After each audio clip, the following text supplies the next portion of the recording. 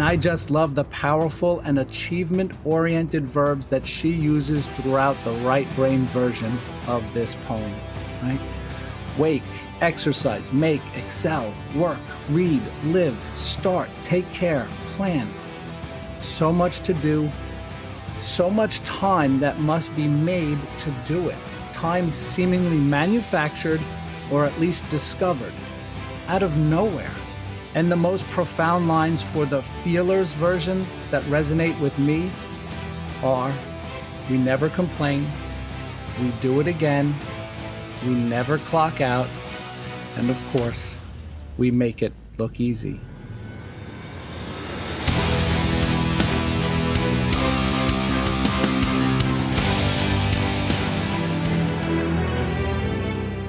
My name is Michael Shikatano, and this is Right Here, Right Now, a podcast to inspire the learner inside each of us. In a world that is full of so much information, we will help find and package that information so that you can use it in your lives every day in practical ways. And in each episode, we will remind you of the importance of being present and mindful of your daily thoughts, actions, and interactions. It is truly the most vital step to learning and growth, being mindful and present right here, right now, to take on life's challenges and turn them into life's lessons. So come on this venture with us, a new beginning, a new journey that starts right here, right now.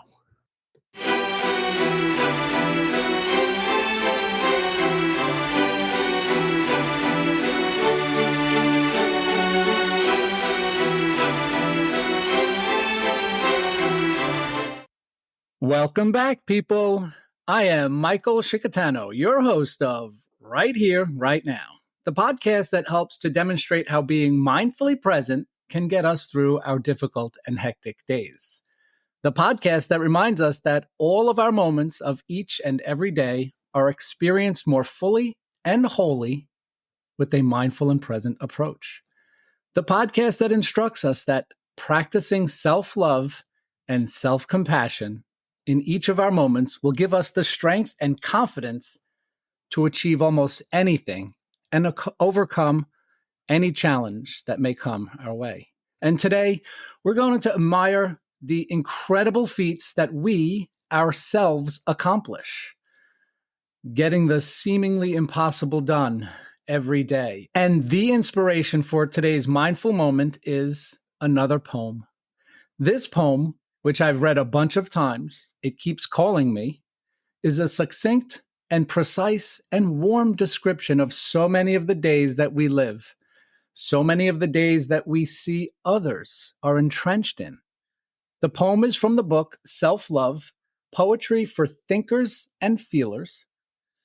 The book is a very interesting book in that it's divided into two poems about self-love. One's for thinkers, that's the left page for the left brain thinkers, and feelers. The right page is for the right brain feelers. So I thought this was fascinating, pretty neat, and very creative. And the reasoning for this she shares in the introduction to her book. Writing a book of poetry has been one of my biggest dreams, but when the time came to review my poetry for inclusion in a book, I found myself at a standstill. How do I reconcile all 700 pieces so they make sense as a book? You see, my poetry doesn't follow one singular style. It's a reflection of whatever I'm feeling at any given moment. Sometimes that's a gut punch of a sentence, and sometimes it's a long sensory experience filled with lush words and imagery. It wasn't until I was willing to embrace this duality within myself that the concept for this book came to life. 100 pairs of poems, each with a central theme, the left page for the left brain thinkers, the right page for the right brain feelers. Each pair of poems is in conversation and works in tandem to activate the whole brain experience in all of us. So I thought that was fascinating reading that to jolt you into this book and excite you about the poetry that she wrote. And the poet Melody Godfred, the self-love philosopher, according to her, She did an amazing job in creating this work. I also found it very intriguing and quite novel that she dedicated her book to her childhood self. Such a beautiful notion here, and I have to read the dedication. My life has suddenly awoken with such a jolt that I think I'll be awake forever. That's Melody, the poet, at age 11. And then she writes, dedicated to my childhood self, a thoughtful, heart-forward girl who wrote poetry to make sense of her outer and inner worlds. Melody, we did it, she writes. Unbelievable. So here's the poem, which does not have a formal title, as none of her poems in this book do. I will read both the left and right brain versions of the poem. The left brain, of course, are for the thinkers, the ones with reason, logic, that side of the brain. We analyze things. The right brain, the feelers, right? More intuitive, creative, imaginative side of the brain. So we'll begin with the left brain version. If your hard work feels unseen, stop making it look so effortless. That's it. Right there. That's the poem. And now the right brain version.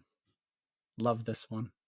We wake up early. We exercise. We eat well.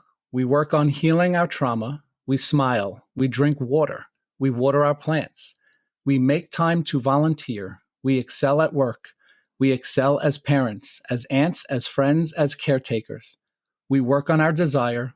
We live by gratitude and die by kindness. We make eye contact. We limit our screen time. We look damn good. We moisturize, we exfoliate, we manicure our nails and tame our hair. We smell good. We read books. We make time for people in need. We host dinner parties. We remember birthdays and birthday gifts. We start the company. We take care of the pets. We research the ingredients. We plan the vacations. We never complain. We wake up. We do it again. We clock in. We never clock out. We make it look easy. We make it look easy. We make it look easy. It wasn't. It isn't. It never will be. I just love how she breezes through the countless endeavors we take on and the multiple roles that so many of us play in our lives. So this poem, especially the right brain version, makes me think of the many moms, and the dads out there that are doing the impossible to take care of their families and do so much more with what seems like less and less time. In our professional careers and at home and everywhere in between, the work that needs to get done is the work that always seems to get done. And of course, the left brain version of this is so simple and abrupt, it borders on the banal. Certainly, if you read the left brain version without immediately going to the more artistic and intuitive and creative right brain version of this poem, it seems a bit harsh and cold even. Maybe something that you would just see on a meme, right? It's very instructive. Stop making it look so effortless. And I just love the powerful and achievement-oriented verbs that she uses throughout the right brain version of this poem, right? Wake, exercise, make, excel, work, read, live, start, take care, plan. So much to do, so much time that must be made to do it. Time seemingly manufactured or at least discovered out of nowhere to do the things that need to be done when they need to be done for whom they need to be done. And the most profound lines for the feelers version that resonate with me are, we never complain, we do it again, we never clock out, and of course, we make it look easy. And just some thoughts here.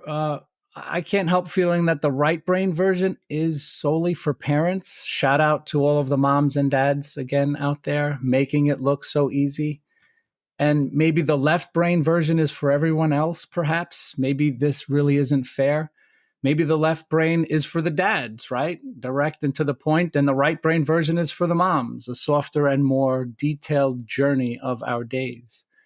Just asking these questions here, people, just thoughtful reflections on the work and the reading of the poems again and reflecting on the works again, right? Maybe that allows us to get more meaning out of the creative works.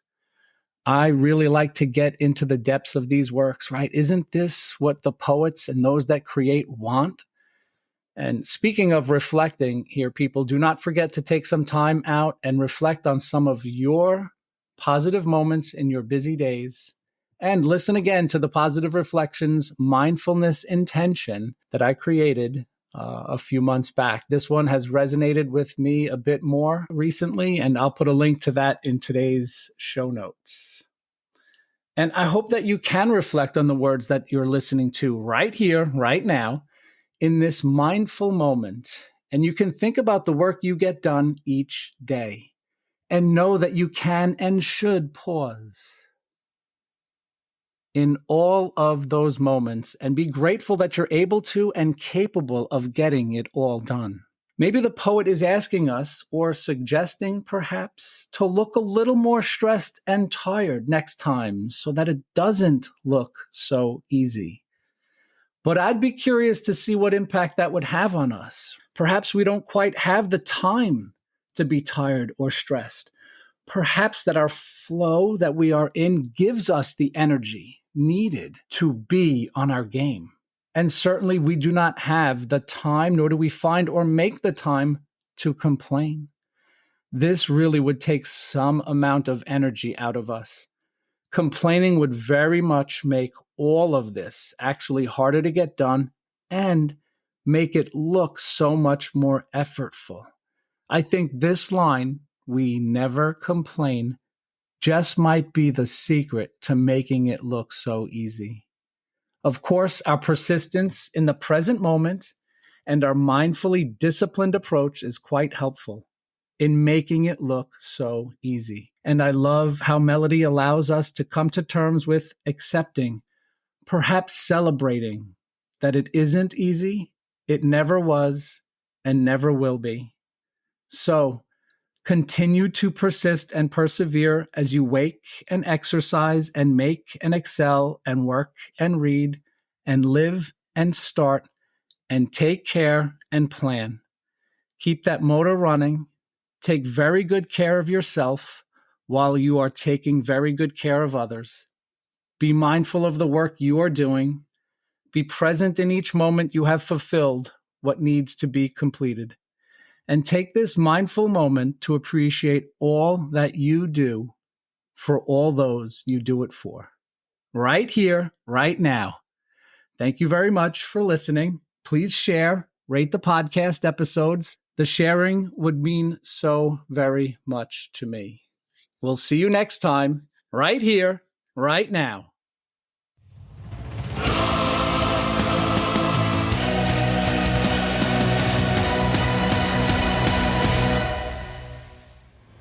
Thank you for joining us. We'll see you next time, right here, right now.